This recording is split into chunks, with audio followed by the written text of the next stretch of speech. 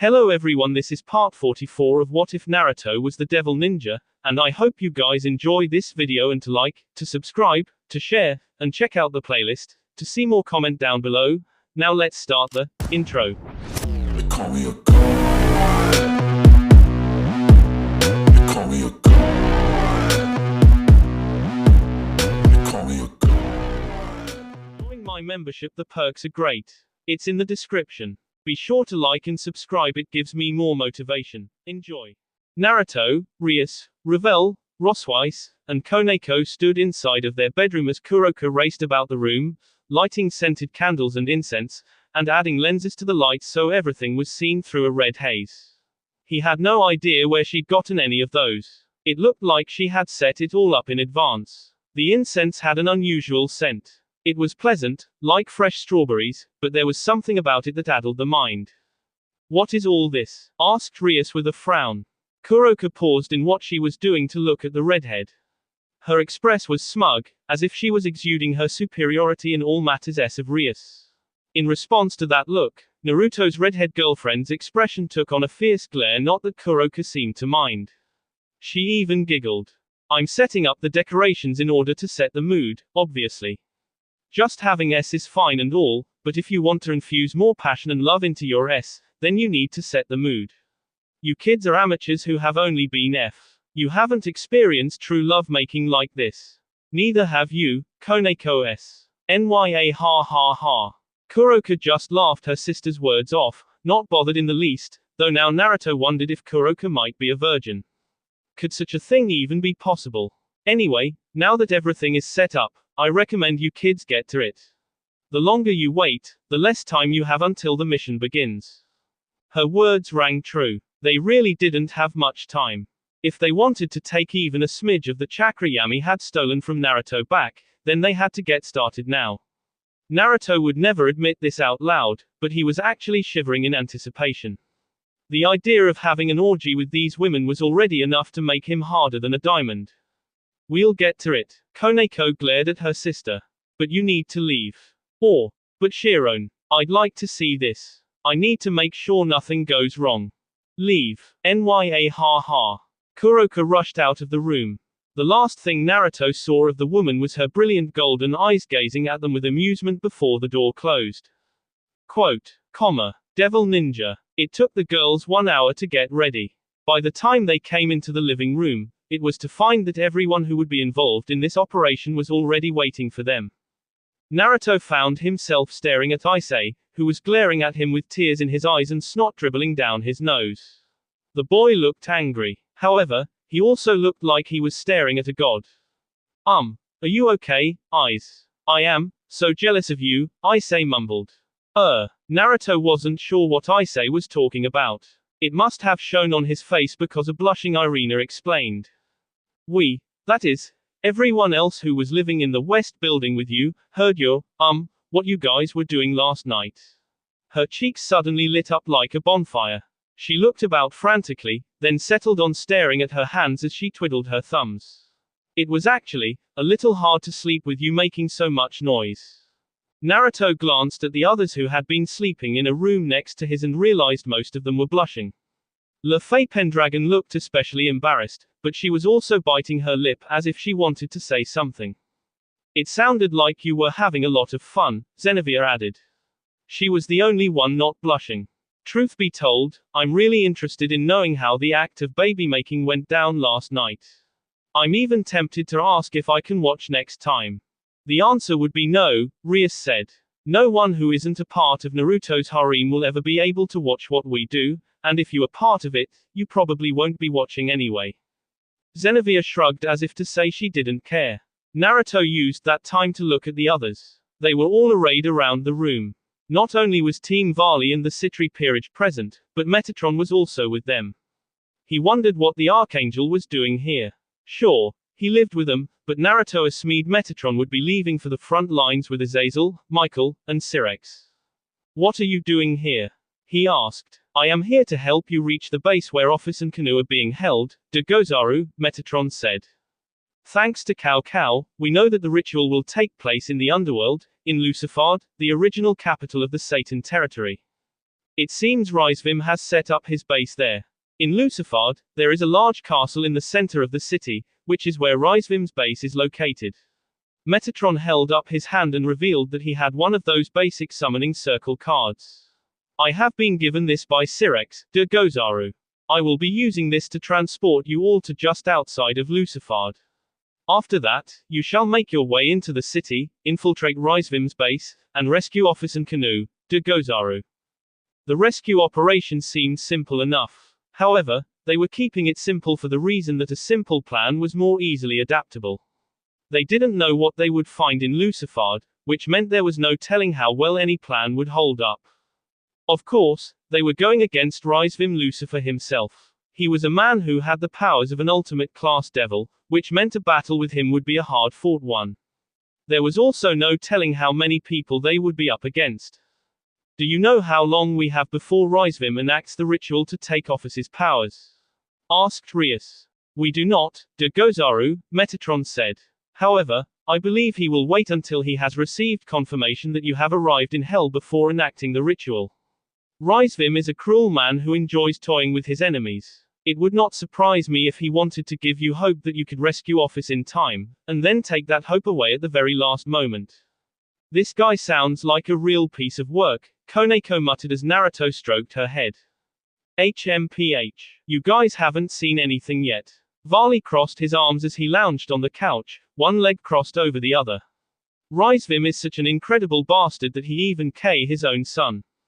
Wait, isn't Rizvim's son? Issei began. Varley nodded. Yeah, his son was my dear old man. Oh, don't go getting all teary-eyed on me. Rizvim Lucifer was just as much of a bastard as Rizvim. When I learned my father was killed by his own pop's hands, I was ecstatic. Varley's words caused everyone to grow silent, perhaps out of hesitance or maybe respect for what he'd been through. Everyone there with the exception of a few had suffered terribly at the hands of others. It was clear to Naruto, and probably to people like Kiba and Gasper, that Varley's life had not been pleasant. Just from his words alone, Naruto could guess that his father had not treated him as a father would treat a son. Why else would Varley say something like this? Whatever kind of person Rizvim Lucifer is, it doesn't change the fact that we have to go and rescue Office from him, Sona said. You're right. Rias nodded and turned to Metatron. When do we leave? You are leaving right now, de Gozaru. Metatron channeled his angelic powers into the summoning seal, which caused a massive magic circle with a Christian cross in the very center to appear. Do not worry. This summoning symbol has purified my angelic powers so no harm will come to devils, de Gozaru. Now, everyone, please step onto the summoning circle, and you will be taken to the underworld. Naruto was the first to walk over to the summoning circle, but Koneko, Ravel, Rias, Rosweiss, and then Irina and Lafay quickly followed him. Issei and his group, consisting of Akano, Asia, Irina, Zenevia, and Rainier came next, followed by Kiba and Gasper. The Sona Peerage and Team Varley came next. When everyone was on the magic circle, it glowed a deep golden color instead of the traditional crimson. Good luck, de Gozaru, Metatron said as he stepped back and allowed him to be transported. In that instant, Naruto and the others found themselves standing, not in their house, but in a valley of mountains. They were standing on a hill that overlooked a city with numerous large buildings. The city looked like it was built in a crater or a canyon. While many of the buildings near the center were large, none of them were bigger than the massive palace in the very middle of the city. It was so big it looked like even the mountains surrounding Lucifard weren't as large. So that is Lucifard? Asked Kiba. It is. Arthur pushed his glasses up the bridge of his nose. It's been a long time since I've been here. I didn't realize you'd been here before, Kiba said. I have with Varley when we were part of the Cows Brigade.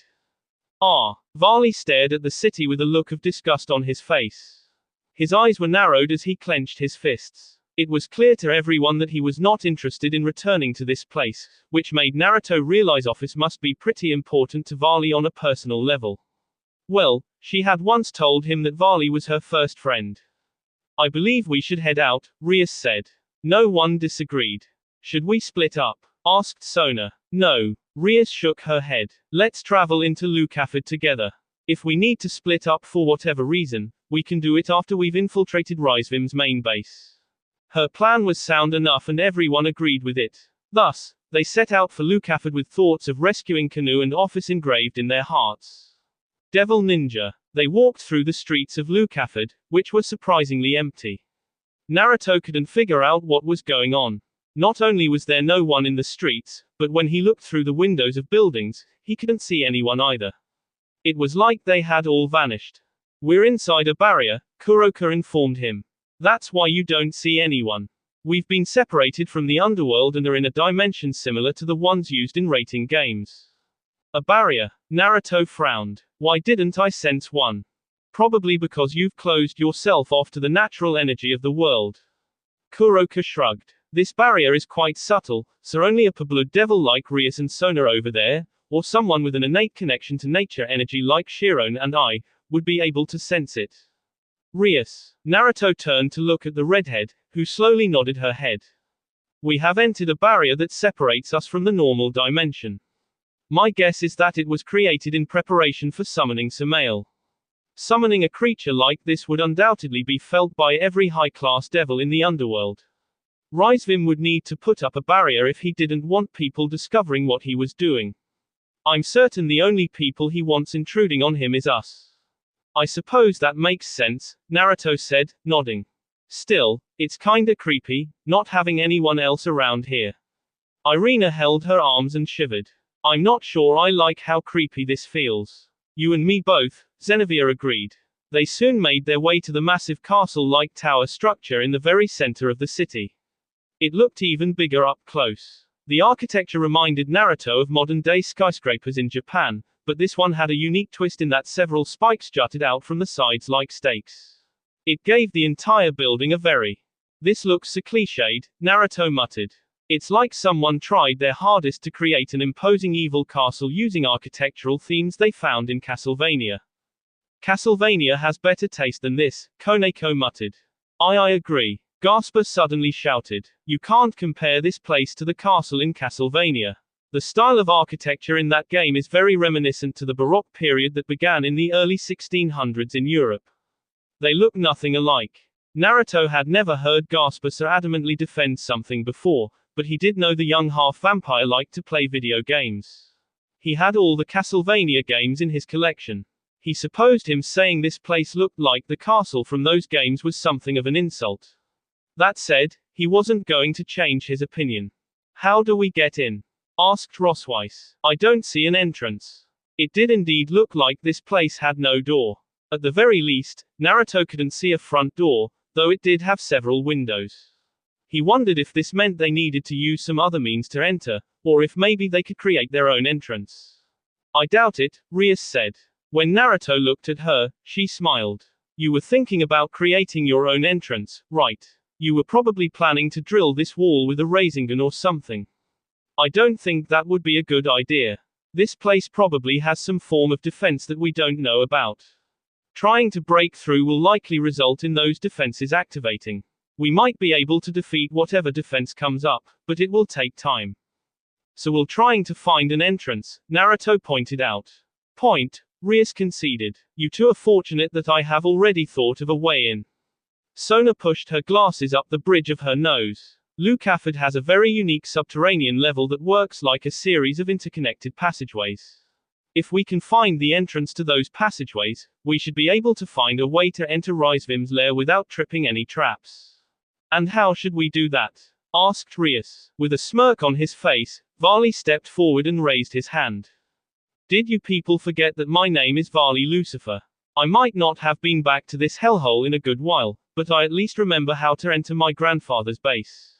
He chuckled. If you people hadn't been so caught up in your own conversation, I would have been able to tell you this much sooner, and we would have saved time.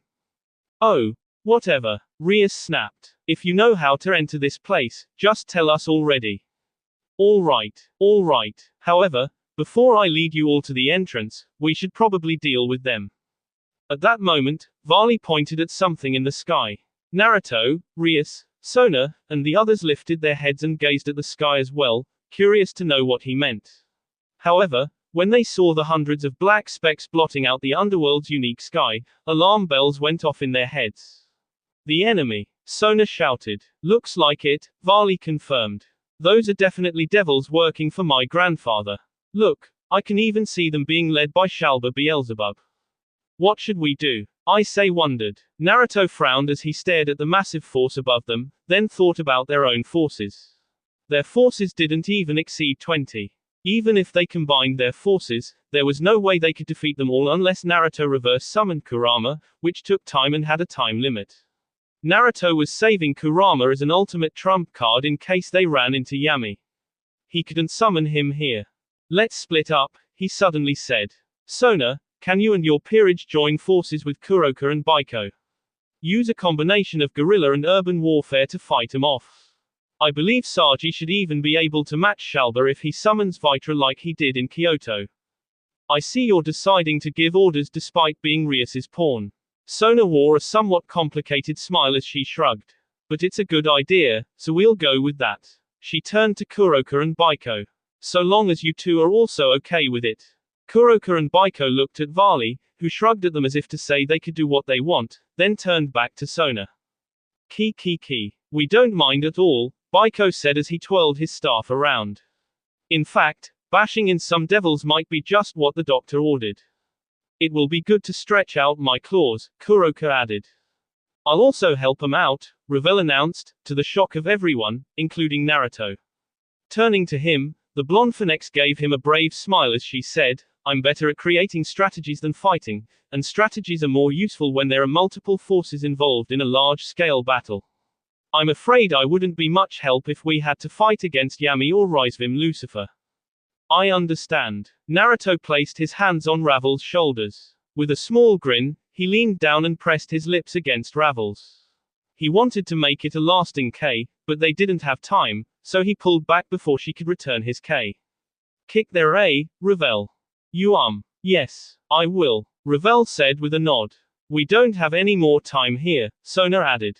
Let's move. Sona and her peerage plus Revel, Baiko, and Kuroka quickly headed out to intercept the incoming devil army. Baiko and Kuroka hopped onto that yellow cloud thing he remembered seeing Baiko use before, and the two of them blitzed straight through the enemy lines. From this distance, most of them couldn't see what was happening, but Naruto could at least tell that Kuroka was combining senjutsu and yujutsu to fire off intense blasts of ki that annihilated a number of lesser devils. Meanwhile, Baiko was using an extendable pole to sweep away the adversaries in front of them. We should move out too. Rias turned to Varley. Are you going to lead us? HMPH. I thought you'd never ask, Varley said. While the devil army erupted into disarray above as Baiko and Kuroka made a hasty retreat after their blitzkrieg, the group Naruto was with followed after Varley. They ran some distance away from the massive building. Eventually, they reached something that looked a lot like a manhole. Varley removed the covering, revealing a large hole in the ground, which was so dark even Naruto couldn't see down it. Come on, Varley said as he hopped down the hole. Well, you heard the man. Rias grimaced as she walked up to the hole. I hope to Satan this isn't a sewer. Praying to your brother sounds a little weird, Koneko said.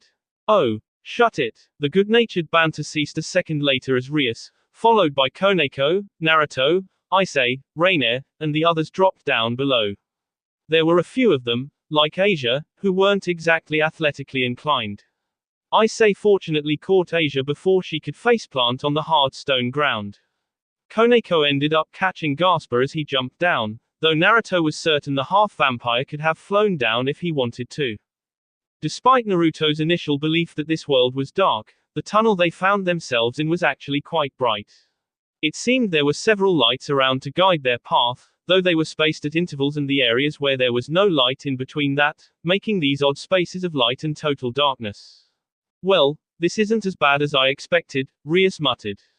What were you expecting? Asked Varley. A sewer. Yes, actually. Sorry to disappoint. So what exactly is this place? Asked Ise. Hell if I know. Varley shrugged as he began leading the group away. This place was built some time during the Great War between the three factions. If I had to guess, I'd say this was something like an underground shelter where devils could flee to if the war turned against them. As they were walking, Naruto suddenly found himself unable to move. At first, he thought his legs had stiffened up, but when he looked down, He realized there was a dark space underneath his feet, and what's more, his feet had actually disappeared inside of this dark space. What the hell? Naruto shouted, alerting the others to what was happening. Holy crap. Naruto-sensei's legs have disappeared. Issei shouted in shock. They haven't disappeared, Varley informed them. Someone opened a gate to the void between dimensions. Damn.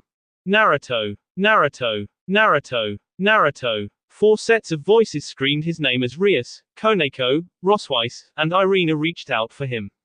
However, just before they could, Naruto felt something tug on his legs, and then he vanished into the portal and was spat back out seconds later. He gawked for a minute as he tumbled through space. Orienting himself, he quickly spun around and looked at the portal he'd been pulled through, only to find that it was closing right up. Ha! Naruto released a deep breath. I expected you to confront me, but I didn't realize you were capable of pulling me into the dimensional gap like this. It's a relatively recent skill I acquired, a voice that was just like his said. Naruto turned around and found someone who could have been his twin brother floating a few feet in front of him. A mixture of emotions flooded Naruto as he stared at the other person, whose crimson eyes were filled with so much hate it was pitiful. Yami. Hello, Naruto. Yami smiled at him. I've come to claim the rest of your chakra. Devil Ninja. Everyone stared at the spot where Naruto had vanished. As she stared with them, Rias felt turmoil race through her heart. She wanted more than anything to tear open a dimensional rift, travel into the dimensional gap, and find Naruto. She struggled with this feeling for a long while before taking a deep breath. Let's keep going, she said, clenching her fists. But what about Naruto-sensei? Asked Issei. Shouldn't we do something to help him? What can we do? Rias gave Issei a helpless smile filled with self-deprecation. Arthur over there might be able to open a dimensional rift with Caliburn, but even if he did, it would mean not only further dividing our forces but getting in Naruto's way. Issei stopped short after her last comment, and Rias grimaced. What he's fighting right now is a person so strong I doubt even my brother could fight against him. We just have to trust in Naruto.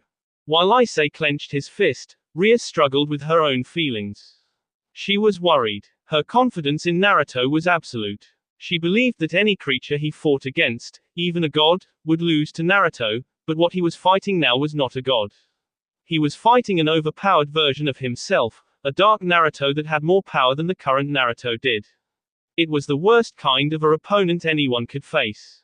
I believe in Naruto, Koneko said at last. He's not the kind of guy who would go down without a fight, Kiba agreed. And Naruto is really strong. Gasper also nodded. Well, he was the person Office found herself attracted to, Varley added, running a hand through his hair. I don't think a guy like that would no matter who he fought. Ugh, now I want to fight him. I think we should trust in Naruto and keep moving, Luffy said as well. You guys, Issei looked at everyone in the tunnel with him. That's the best thing I've heard all day, Rainier said with a small sneer. We need to keep moving, or have you people forgotten why we came all this way? You fufufu, this rude fallen angel certainly has a mouth on her, Akeno said. Shut it. The decision to continue moving was unanimous, so everyone quickly began following Varley again, who led him to a plain-looking metal door with a lock. Varley didn't slow down as he blasted the lock apart and kicked the door open. Rias was right behind the half-devil as he ran up a set of stairs, which quickly emerged into a large hallway decorated in gaudy purple carpet. This is my grandfather's base of operations and his home, Varley said as he began walking. We'll want to be careful while moving through here. There's no telling what kind of traps he might have laid out. Do you have any idea where Office might be? Asked Rias. If Office really is here, then she will probably be in the dungeon, Varley said after a few moments. There's a prison here, but it's also where any rituals, experiments, and tea takes place. One of the rooms is a wide open space that's perfect for summoning a creature like Samael. Then quickly lead us there, Rias said. I'd show you the way even if you didn't try to order me around. With Varley leading them, they traveled through several hallways before emerging from one and entering a large room. It was an entrance hall of some sort. There was no doorway leading outside, but the marble floor and giant staircase leading to other sections of the building made it clear that this was something like a traditional entrance hall. Maybe there had been a door at one point, but it was removed. Rias could not say for sure. In the center of this room were two people. One of them was Euclid and the other was Grendel. I've been waiting for you all to arrive. Euclid smiled as he looked at the group of people before focusing on Rosweiss. Have you thought about my offer? Isn't it obvious? I refuse, Rosweiss said. I'm not even going to consider your offer. That's too bad, Euclid sighed before his eyes narrowed. It seems I have been rejected by you once again. I guess this means force really will be necessary. We'll have to divide our forces here, Rias said, biting her lip. Eyes, Varley, Rainier, Asia, and LeFay, please go on ahead and rescue Office and Canoe. The rest of us will fight against these two. At present, their forces were Akeno, Asia, Arthur, Gasper, Issei, Koneko, Kiba, Irina, LeFay, Rainier, Rosweiss, Varley, Zenevia, and herself. That was 14 people. In a battle of one versus many, having too many people on their side could prove to be a hindrance. Nothing was worse than friendly fire. That meant they needed to divide their forces in such a way that it wouldn't be as difficult to fight one person as a unit without getting in each other's way. While you five rescue Canoe and Office, Rosweiss, Gasper, Irina, and I will fight against Euclid. Meanwhile, I want Arthur, Akeno, Kiba, Koneko, and Zenevia to battle Grendel. Asia, we'll be relying on you to heal us if we get injured. If Rias was being honest, she would have wanted Varley or Issei to join in the battle against Grendel, but rescuing Office was too important to have their strongest members fight someone whose only purpose was to stall them. Please leave this to me, Rias. Asia said. I still don't like being told what to do by you, Rainier grumbled. But I guess we don't have much choice. We'll rescue Office. Issei agreed. We're counting on you, said Rias as she stared at Euclid. While Issei, Varley, Rainier, Asia, and LeFay ran toward a door on the opposite side of the room, Rias narrowed her eyes at Euclid and Grendel, who did nothing to stop the group from leaving.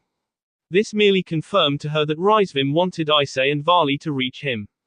He was probably going to use Samael against them. She would have told them to stay here, but once again, they were the two strongest people present right now. They were the only ones who had a chance of defeating Rizvim. Gasper, Rias began. Euclid has an artificial sacred gear that works similarly to your forbidden Balor view. I'd like you to use your powers to keep him from being able to use his. Rosweiss, you and I will bombard him with magical attacks from a distance. Meanwhile, I want Irina to harass him with close-range attacks. She looked at Irina. Don't let him attack you. He might specialize in magic and making sacred gears, but he is still a high-class devil. His physical abilities are far above a human's. You don't need to worry about that, Irina said with a smile. Because I am an angel. Right. Have you people finished making plans? Asked Euclid with a daring grin. Because if so, then I believe it's time we got started. The moment he said this, Grendel released a shrill and excited roar as he charged toward Rias and the others. Zenevia quickly summoned Durandal and released a Warcry as she swung it at Grendel, who blocked the attack with ease. As his durable hand scraped against the powerful holy sword, Kiba and Arthur raced around Grendel. Kiba summoned a holy demonic sword and attacked from the left, while Arthur swung Excalibur ruler hard. Both attacks hit. A loud noise echoed out like steel striking steel. However, even with such a fierce attack, Grendel didn't have a single scratch on him. Ha ha ha ha. Grendel laughed. You people need to stop attacking me with such pathetic weapons. Are you even trying? Why can't you be more like the Red Dragon Emperor? At least his hits don't feel like I'm being tickled. Sorry for not being a Red Dragon Emperor, Kiba said with a grunt as he leapt back. HMPH. I've got your red dragon right here. Koneko shouted. Before Grendel had time to dodge, Koneko, who now had two tails instead of one, ducked low and s her fists into his sea. An explosion of ki erupted from her palms and blasted Grendel off his feet. While it appeared like he might be injured at first, the group soon discovered that he was unharmed when he landed on the ground several meters from them. Steam rose from his sea, but there wasn't a single scratch to be seen. Koneko clicked her tongue. TCH. Looks like I'll need to use more power. That wasn't a bad hit, Grendel complimented. I actually felt that one. I like it, but now it's my turn to bring the pain. As the Grendel rushed toward Koneko, who was more than willing to meet his attacks head-on with the help of Xenevere, Rias turned toward Euclid as the man strode toward him at a sedate pace. "Get ready to use your powers, Gasper," Rias said to him. "I'm ready, Buku," Gasper said in a determined voice as his eyes shifted into those of the forbidden Balor view. "Rosweiss, Irina, I'm counting on you both," Rias said. "We're right beside you. Just leave this to me. I will smite this devil in the name of our Lord, Michael."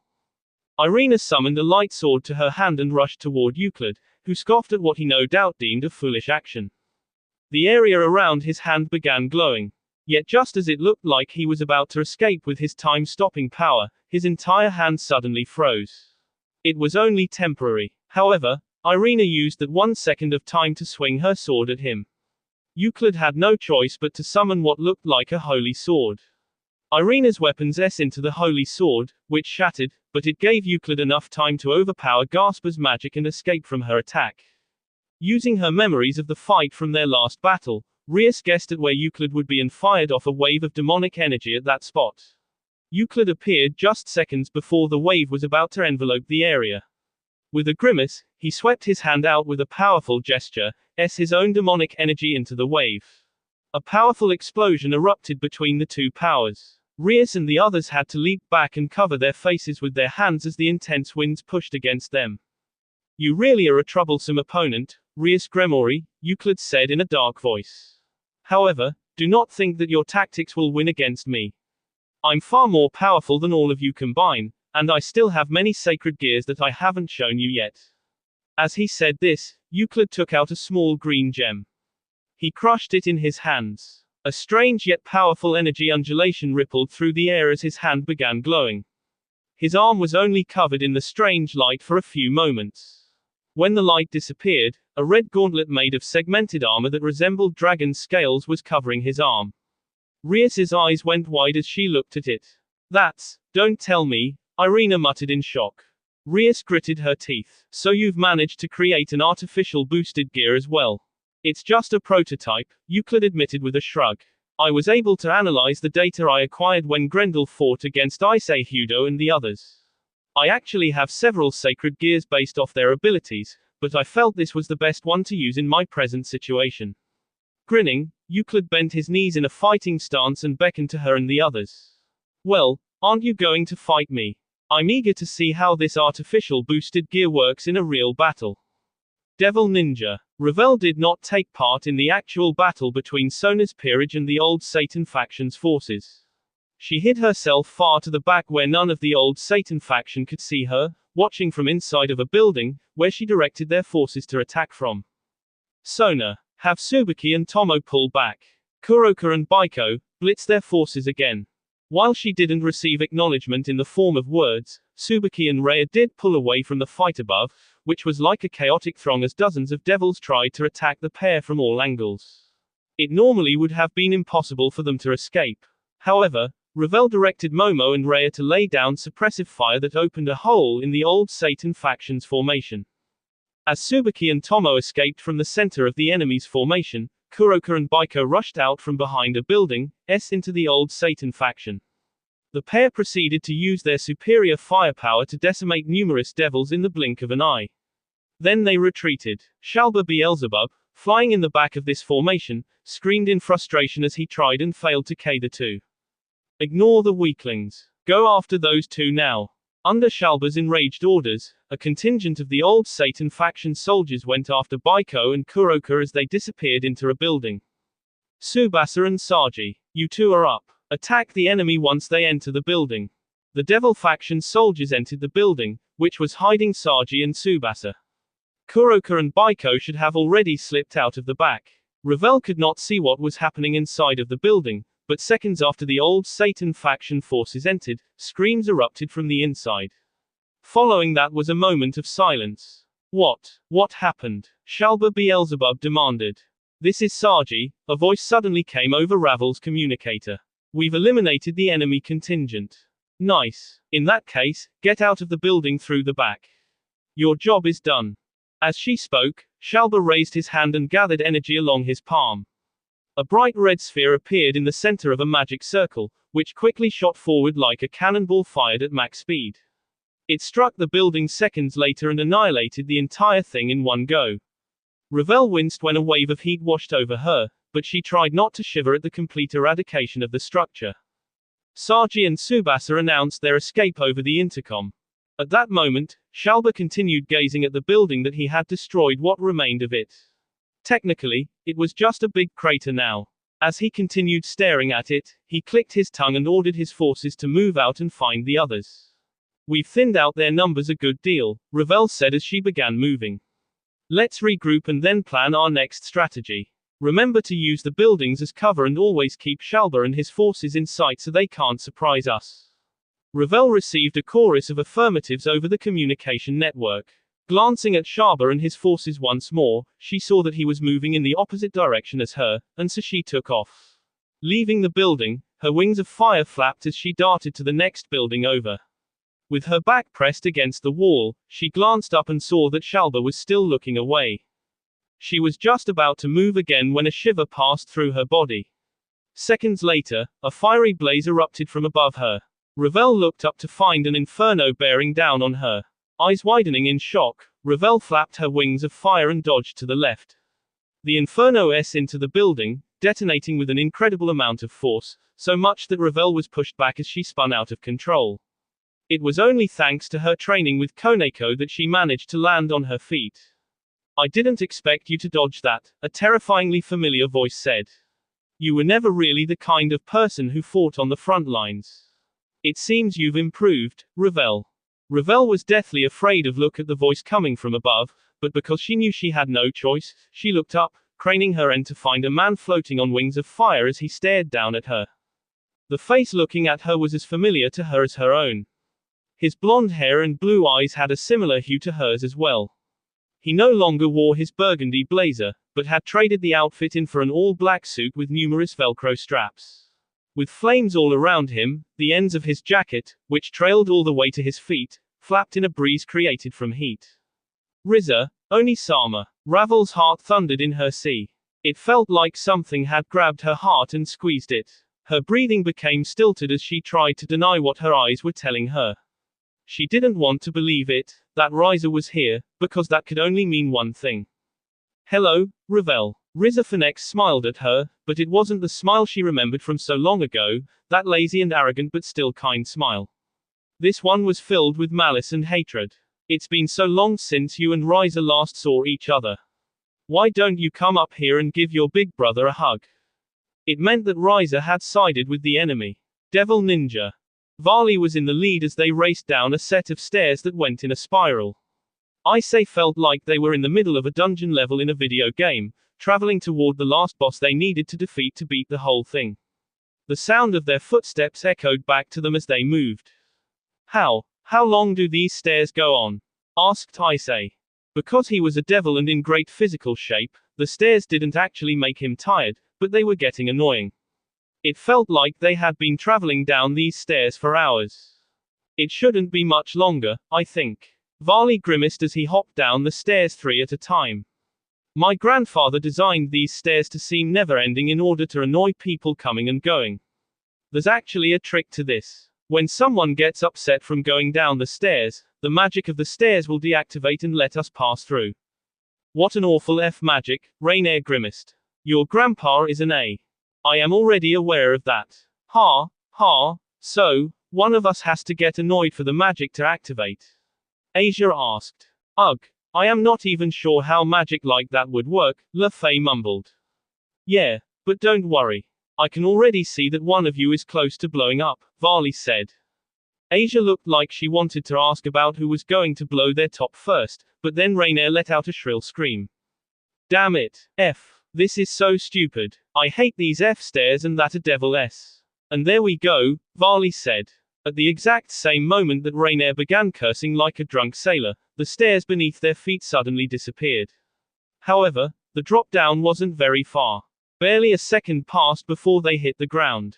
Sadly, Asia, who was pretty clumsy sometimes, landed the wrong way and fell backwards on her butt. Ow. That really hurt. She rubbed her sore backside. You okay? Issei asked as he extended a hand. Yeah, I'm okay. With a smile, Asia reached out and allowed Issei to pull her up. So, where to now? Asked Lefei as she looked at her leader. The only way we can go. Varley shrugged. Through that door. He walked over to a door and opened it, entering without hesitation. While Lefei quickly followed, Issei, Asia, and Rainier glanced at each other. I guess we have no choice. Let's follow him, Issei said with a shrug. I'm right behind you, Asia said. I hate this so much, Rainier complained. However, she still followed Asia and Issei as they went through the door. The hallway they found themselves in didn't extend very far. As he glanced at the stone walls, floor, and ceiling, a shiver went down Issei's spine, though he tried to ignore it and follow Varley. On either side were several doors made of steel. They were covered in rust and looked old, but part of Issei felt like this was just an aesthetic Rizvim had tried to create for psychological purposes. As they got closer to the door, an intense feeling of dread welled up inside of Issei, like a black hole had formed in his stomach and was swallowing everything whole. You feel that? Asked Varley. I do, Issei aloud. What is it? I'm not sure, but I have a bad feeling we're not going to like what we find on the other side. Issei didn't really understand what Varley meant at first, but then Varley reached for the door, which he opened wide, and they stepped inside. The room was large. Issei couldn't say how large, but it at least looked like it was the size of a track field, which made him think they were in another dimension like when they played rating games. Like the rest of this dungeon, everything was made of stone. In the very center of this dungeon were several people and something bizarre. The bizarre thing that had attracted Issei's attention was an enormous and ominous-looking creature with the upper body of a fallen angel and the lower body of an Asian dragon. Its arms, tail, and wings were all nailed to a large cross, eyes covered with AB that had B dripping from beneath it. Issei took one glance at its mouth, then grimaced when he saw the massive fangs jutting from its lips. A long and vile black tentacle was growing from its mouth. 3 other people were standing close to this creature. 2 of them were right next to the monster Rizvim and Canoe. Rizvim had a firm grip on Canoe, who had tears in her eyes as she stared at them. Meanwhile, Rizvim was grinning as he saw them come in. The last person present was none other than Office, who was glaring at Rizvim with more emotion that Issei had ever seen in the normally emotionless girl. No, wait, that wasn't quite right. She displayed emotion when she was with Naruto, but he'd never seen such an intense look of hatred on her face. Issei noticed they were missing someone. Namely, that girl named Lilith wasn't present. He'd been sure she had been a part of this plot too, or was she not there because she had already served her purpose? So that's Samael, Varley murmured. He's pretty ugly. Why did you 2 come here?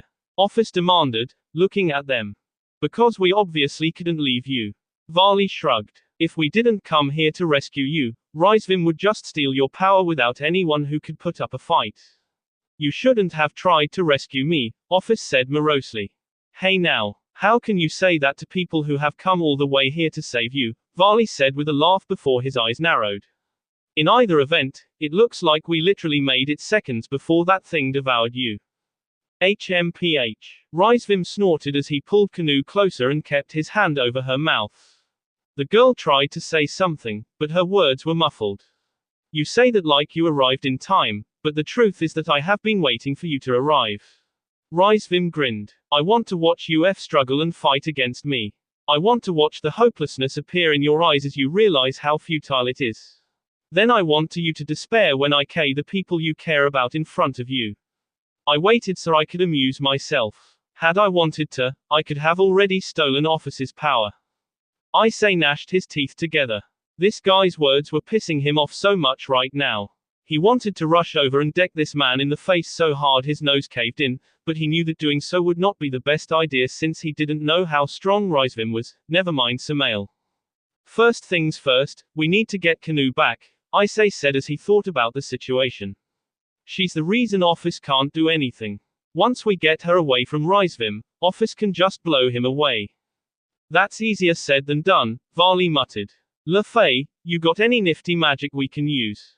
I wish you wouldn't call my magic nifty, as if it was the wand waving of some stage magician. Lefei sighed, but her nose scrunched up in thought as she considered their positions. I do have one spell that could work, but it takes time to set up. If you can distract him for a bit, I can use replacement magic to replace one of you with Canoe. Let's go with that, Issei decided as he stepped forward and quickly entered his balance breaker. Scale mail covered his body and he quickly began boosting himself without limit. As he did, he pointed at Rizvim. Hey, I hope you don't mind, but since my sensei isn't here to do it, I'm gonna have to deck you one in the face for him. Is that so? Rizvim looked more amused than angry or desperate. I would like to see you try. Just remember, this child's life is in the palm of my hand. One wrong my hands might slip. Wouldn't it just be awful if her N was suddenly broken? Why, I imagine Naruto would be quite distraught. Kiki. That's actually a pretty nice thought. Once I'm done with you people, I should see if Naruto is still around. If he is, I'd love to snap this girl's bee in front of him and watch the agony in his eyes as her life drains away. Rizvim was pontificating. He seemed to do that a lot. Issei was sure the man loved listening to himself talk about all the horrible things he would do to people. It seemed like talking too much was a bad guy modus operandi, something all villains did because they were villains. In either event, during that time, Fei completed her magic circle. 2 magic circles appeared, one underneath Canoe and one underneath Varley, and then Varley and Canoe had suddenly traded places. Before Rizvim had time to recover, Varley's body exploded with power as white armor covered his entire figure. Now wearing his balance breaker, Varley threw a punch so powerful the very air detonated with intense winds. However, despite the power in his attack, Rizvim had not moved an inch, and Issei soon realized with no small amount of shock that the old Satan faction leader had caught Varley's hand. Oh ho, that was a well-laid plan. As expected of my grandson. You might have human bee in you, but you're quite balsy. The grin on Rizvim's face grew. However, good as this plan was, it was also stupid. You took your eyes off the prize and now you're too late to do anything about it. Issei didn't understand what Rizvim meant, but then an odd sound echoed around the room as a black object shot out from Samael. It was the tentacle sticking out of its mouth. The tentacle shot toward Office and opened up like a gaping maw, then flew down and swallowed her whole. All of this happened barely a second after Canoe was saved. There hadn't even been time to warn her. Ha ha ha ha. Rizvim's uproarious laughter echoed around them. He threw Varley away from him and spread his arms wide. Yes. Devour her, Samael. Steal all of Office's power and give it to me. As the situation quickly grew out of hand, Issei could only grimace as he realized they were all in way over their heads. That will be all for this video. Be sure to like, subscribe, share, and comment down below for more videos. Goodbye.